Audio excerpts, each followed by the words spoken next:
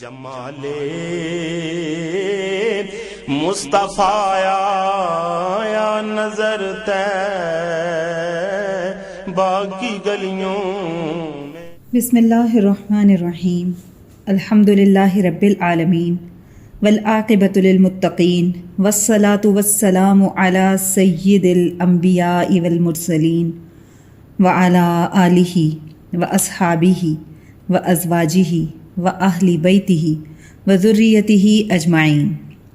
اعوذ باللہ من الشیطان الرجیم، بسم اللہ الرحمن الرحیم۔ ان اللہ وملائکتہ یصلون علی النبی یا ایہا الذین آمنوا صلوا علیہ وسلموا تسلیما۔ اللہم صل علی محمد النبی الامی وعلی آلہ وسلم۔ بسم اللہ الرحمن الرحیم۔ رب اشرح لی صدری ویسر لی امری واحلل عقدۃ من لسانی یفقہوا قولی۔ بسم اللہ الرحمن الرحیم۔ وقل جاء الحق وزہق الباطل ان الباطل کان زہوقا۔ آج ہم اپنے درس نمبر 84 کا بقیہ حصہ پڑھیں گے، اور اس میں ہمارے پاس ہے سلسلہ ترغیب و ترہیب، اور اس کا عنوان ہے شوق شہادت۔ آئیے آغاز کرتے ہیں۔ بسم اللہ الرحمن الرحیم۔ جنت الفردوس کے مکین۔ 10ویں صدی ہجری کے ایک عظیم سپہ سالار گزرے ہیں جن کا نام ابو قدامہ تھا۔ وہ ایک روز حرم شریف میں تشریف فرما تھے۔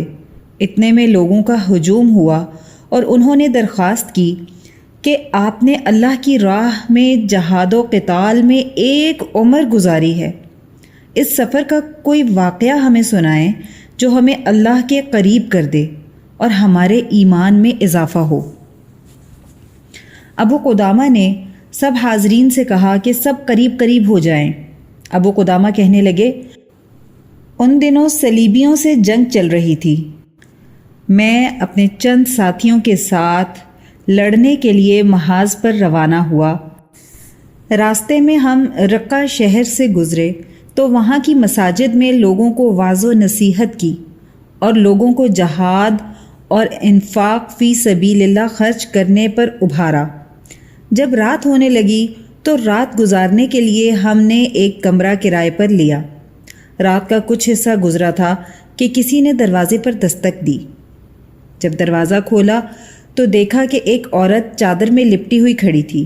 میں نے پوچھا، کس غرض سے آئی ہو؟ اس نے کہا، کیا آپ ابو قدامہ ہیں؟ میں نے کہا، ہاں۔ اس نے کہا، رات آپ لوگوں کو اللہ کے راستے میں نکلنے کے لیے جان اور مال کی قربانی کا درس دے رہے تھے۔ میں نے کہا، ہاں۔ پھر اس نے کپڑے میں لپٹی ہوئی کوئی چیز میرے ہاتھ میں دی اور روتی ہوئی واپس لوٹ گئی۔ اندر آ کر میں نے وہ کپڑا کھول کر دیکھا تو اس میں خط اور ایک بالوں سے بنی ہوئی مضبوط رسی تھی۔ میں نے اس خط کو کھول کر دیکھا تو اس میں لکھا تھا، رات آپ نے وعظ میں لوگوں کو جہاد میں آنے کی اور مالی طور پر شرکت کی دعوت دی تھی، مگر میں ایک عورت ہوں، افسوس کہ جہاد میں جانے کی قدرت نہیں رکھتی، اور نہ ہی میرے پاس مال ہے کہ اللہ کے راستے میں دے سکوں۔ میرے پاس ایک اہم چیز تھی کہ میں نے اپنے بالوں کی چٹیاں کاٹی اور اس سے ایک مضبوط رسی بنائی ہے۔ اس رسی کو آپ اپنے گھوڑے کی لگام بنا لیں۔ ہو سکتا ہے کہ اللہ سبحانہ و تعالی میرے بالوں کو اپنی راہ میں آپ کے گھوڑے کی رسی بنے دیکھیں تو مجھے اپنی راہ میں قبول کر لیں اور مجھے جہاد کا ثواب عطا فرما دیں اور مجھے معاف کر دیں۔ ابو قدامہ نے کہا، سبحان اللہ، میں اس عورت کی مغفرت اور جنت کے شوق پر حیران رہ گیا۔ میں نے اپنے گھوڑے کی لگام میں اس عورت کے دیے ہوئے تحفے کو ضرور لگایا۔ جب صبح ہوئی تو ہم رقہ شہر سے آگے بڑھنے کی تیاری کرنے لگے، لیکن اس وقت ہمیں یہ اطلاع ملی کہ صلیبی فوجیں حملہ کرنے کے لیے رقہ کی طرف آ رہی ہیں۔ ہمارا قافلہ سرحد کی طرف روانہ ہونے لگا کہ پیچھے سے ایک نوجوان نے آواز دی، یا ابا قدامہ، یا ابا قدامہ۔ وہ نوجوان میرے قریب آیا اور کہنے لگا، الحمدللہ، اللہ تعالیٰ نے مجھے آپ لوگوں سے ملوا دیا۔ آپ مجھے اپنے ساتھ جہاد پر لے چلیں۔ اس نوجوان کا چہرہ نقاب سے ڈھکا ہوا تھا۔ میں نے کہا، اے نوجوان، اپنے چہرے سے نقاب ہٹاؤ تاکہ میں تم کو دیکھ سکوں۔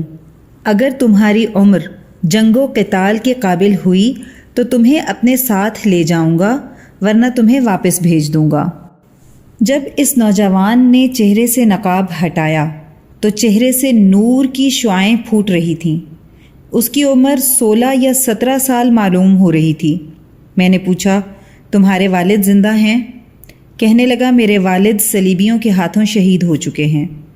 میں نے پوچھا، تمہاری ماں زندہ ہے؟ کہنے لگا، ہاں۔ میں نے کہا، تم جا کر اس کی خدمت کرو کیونکہ جنت ماں کے قدموں تلے ہے۔ اس نوجوان نے کہا، کیا آپ میری والدہ کو نہیں جانتے؟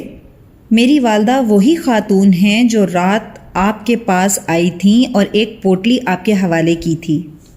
میں نے کہا، اچھا، وہ تمہاری والدہ تھیں؟ اس نوجوان نے کہا، میں حافظ قرآن ہوں اور میری ماں نے مجھے حکم دیا ہے کہ میں جہاد پر جانے کے قابل ہو گیا ہوں، اور مجھے قسم دی ہے کہ واپس مت آنا، اور مجھ سے کہا ہے کہ بیٹا، جب کفار سے ملو تو پیٹھ مت پھیرنا، اپنی جان اللہ کے سپرد کر دینا اور اپنے رب سے اس کے جوار رحمت میں جگہ طلب کرنا، اور اپنے والد اور ماموں کے ساتھ جنت میں رہنا، اور جب اللہ تعالیٰ تمہیں شہادت عطا فرمائے تو میری شفاعت کرنا۔ پھر میری والدہ نے مجھے اپنے سینے سے لگایا اور آسمان کی طرف منہ کر کے کہنے لگیں، اے اللہ، یہ میرا لخت جگر ہے، میں اسے تیرے سپرد کرتی ہوں۔ اے اللہ، اسے اپنے والد اور ماموں کے پاس جگہ دینا۔ نوجوان کہنے لگا، آپ مجھے جہاد میں شرکت سے محروم نہ کیجیے گا، انشاءاللہ میں شہید ہوں گا۔ ایک شہید کا بیٹا، میں حافظ قرآن ہوں، تیر اندازی کا ماہر ہوں، مجھے ساتھ لے چلیں۔ ابو قدامہ فرماتے ہیں کہ میں نے اسے اپنے ساتھ سفر میں چلنے کی اجازت دے دی۔ ہم لوگ سفر میں تھے اور شام کا وقت تھا۔ سب نے کہا، ہم روزے سے ہیں، افطار کا انتظام کر لینا چاہیے۔ وہ نوجوان جلدی سے افطاری بنانے کے لیے چل پڑا۔ کافی دیر ہو گئی اور وہ لڑکا واپس نہیں آیا۔ میرے ساتھیوں نے مجھ سے کہا کہ اس نوجوان کو ذرا دیکھ کر آئیں۔ جب میں اس کو دیکھنے گیا تو کیا دیکھتا ہوں کہ اس نے آگ جلا کر کھانا تیار کرنے کے لیے رکھ دیا ہے، لیکن تھکان کی وجہ سے وہ کھانے کے قریب ہی سو چکا ہے۔ میں نے اسے اٹھانا مناسب نہ سمجھا اور کھانا تیار کرنے لگا۔ میں اس نوجوان کی طرف دیکھتا رہا کہ وہ نیند میں مسکرا رہا ہے، اور پھر اس کی مسکراہٹ اور زیادہ ہو گئی۔ پھر ایک دم اٹھ گیا اور کہنے لگا، مجھے معاف کر دیجیے گا، مجھے تھکان کی وجہ سے نیند آ گئی تھی۔ نوجوان کہنے لگا، مجھے دیجیے، میں کھانا پکاتا ہوں۔ ابو قدامہ نے کہا، ایک شرط پر، کہ تم مجھے یہ بتاؤ کہ تم نیند میں کس وجہ سے اتنا مسکرا رہے تھے۔ نوجوان کہنے لگا، چچا جان، اس خواب کو میرے اور میرے رب کے درمیان ہی رہنے دیں۔ میرے بہت اصرار کرنے پر اس نے اپنا خواب سنایا۔ میں نے خواب دیکھا ہے کہ میں جنت میں ہوں، بہت حسین جنت۔ میں حیرت سے چلا جا رہا ہوں۔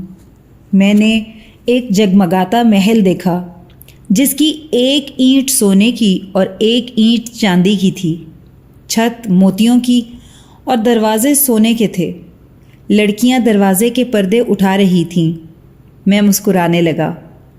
میں ان کے حسن و جمال پر حیران تھا کہ ایک لڑکی نے میری طرف اشارہ کیا اور اپنی سہیلی سے کہنے لگی، یہ مرضیہ کا شوہر ہے۔ جب میں وہاں پہنچا تو بہت حسین و جمیل ایک عورت مجھے نظر آئی۔ میں نے اس لڑکی سے پوچھا کہ تم مرضیہ ہو؟ تو وہ مسکرائی اور کہنے لگی کہ میں تو مرضیہ کی خادمہ ہوں۔ مرضیہ تو اندر سبز قالین پر اپنے محل میں جلوہ افروز ہے۔ میں محل کے اندر داخل ہوا تو اوپر والی منزل کا کمرہ سرخ سونے سے بنا ہوا تھا جس پر سبز موتیوں کا کام تھا۔ اس کے ستون چمکتی چاندی کے تھے۔ اس کے اندر میں نے ایک لڑکی کو دیکھا جو کہ اپنے حسن و جمال میں یکتا تھی۔ میں اس کے قریب ہوا تو کہنے لگی، اے اللہ کے ولی، مجھے اللہ نے تمہارے لیے اور تمہیں میرے لیے پیدا کیا ہے، مگر ابھی ہماری ملاقات میں تھوڑا سا وقت باقی ہے۔ میری تمہارے ساتھ ملاقات کل ظہر کے بعد ہوگی۔ ابو قدامہ فرماتے ہیں کہ میں نے نوجوان سے کہا، بہت اچھا خواب ہے۔ پھر ہم نے افطار کیا، محاذ کی طرف بڑھ گئے۔ جب جہاد کے لیے صفیں بنا لی گئیں تو دیکھا کہ وہ اگلی صف میں کھڑا ہے۔ میں نے اس نوجوان سے کہا، بیٹا تجھے امور جہاد کا تجربہ ہے؟ کہنے لگا، نہیں، یہ میرا پہلا جہاد ہے۔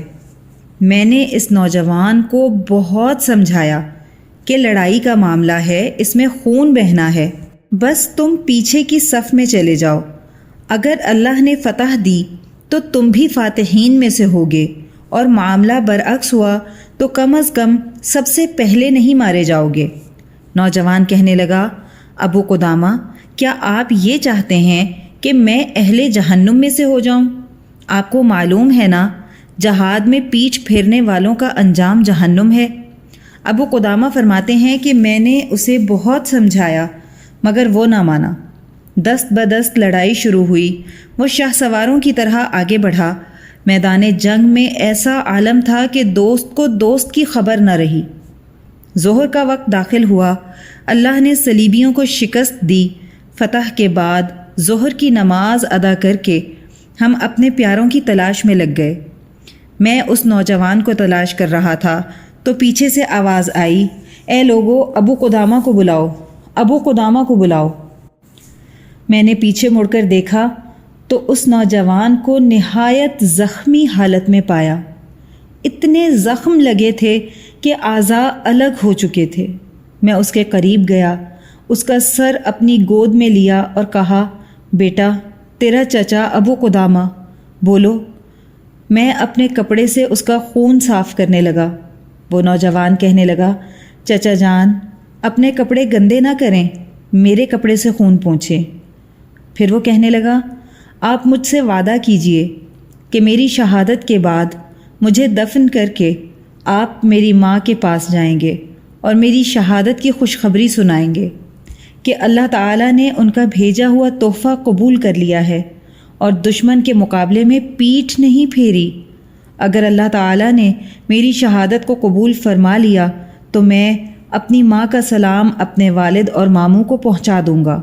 چچا جان، میری ماں میری موت کا یقین نہیں کرے گی، اس لیے آپ یہ خون آلود کپڑا لے جائیں اور میری ماں سے کہنا کہ اب جنت میں ملیں گے، اور جب آپ میرے گھر پہنچیں گے تو میری 9 سالہ بہن دروازے پر میرے واپس نہ آنے پر غمگین کھڑی ہوگی۔ اس نے نکلنے سے پہلے کہا تھا کہ بھیا دیر نہ کرنا، آپ میری بہن کو دلاسا دینا۔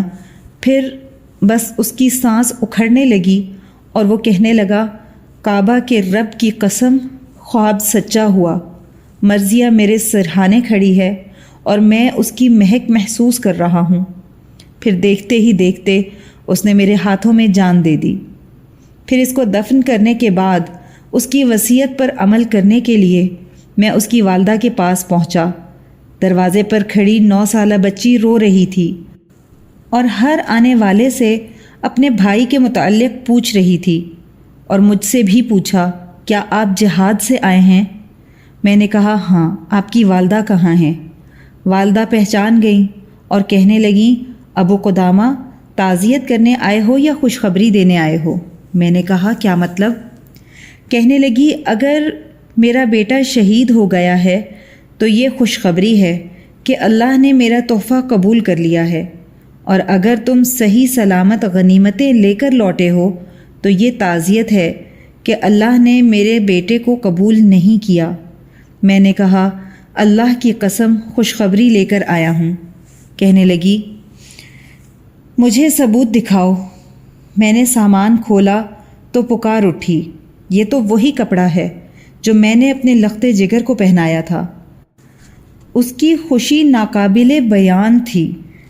بچی یہ سب سن رہی تھی اور وہ نڈھال ہو کر گر پڑی۔ اس کی ماں اس کو اٹھا کر لے گئی، پانی کے چھینٹے مارنے لگی۔ اور میں اس کے سرہانے قرآن پڑھتا رہا۔ وہ اپنے بابا اور بھیا کا نام پکارتی رہی حتیٰ کہ اس کا انتقال ہو گیا۔ اس کی ماں نے اس کو اٹھایا اور دروازہ بند کر لیا۔ میں نے کان لگا کر سنا تو وہ کہہ رہی تھی، یا اللہ، اپنا شوہر قربان کیا، اپنے بھائیوں کو قربان کیا، اپنا لخت جگر بھی آپ پر وار دیا، بس آپ مجھ سے راضی ہو جائیں اور جنت میں ان کے ساتھ جمع کر دیجئے۔ اس کے بعد میں دروازہ کھٹکھٹاتا رہا، نہ دروازہ کھلا نہ اندر سے کوئی آواز آئی۔ میں وہاں سے لوٹ آیا۔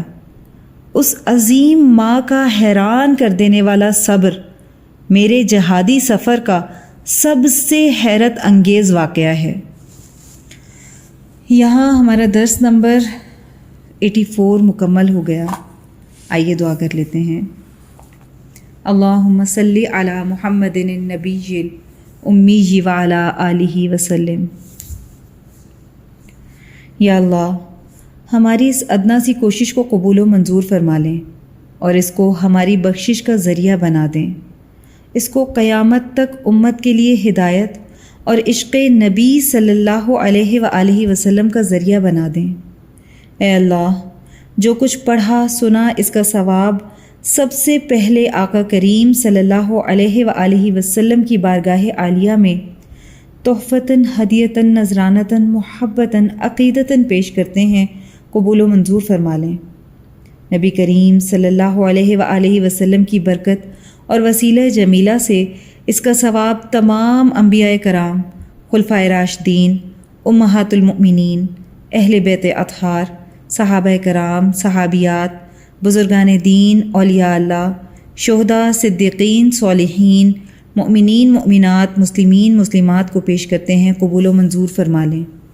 الہی، اس کا ثواب سلسلہ قاسمیہ، عزیزیہ، نقشبندیہ، مجددیہ کے تمام بزرگان، بالخصوص شیخ الاولیاء حضرت مولانا مہر محمد صاحب رحمۃ اللہ علیہ، شیخ الحدیث حضرت مولانا عبدالحکیم صاحب رحمۃ اللہ علیہ اور شیخ الاسلام حضرت مولانا محمد عبدالعلیم قاسمی صاحب رحمۃ اللہ علیہ کو پہنچا دیں، اور ہمارے بزرگان کے بلند درجات کو اور بھی زیادہ بلند فرما دیں اور ان پر اپنی رحمت خاصہ کا نزول فرما دیں۔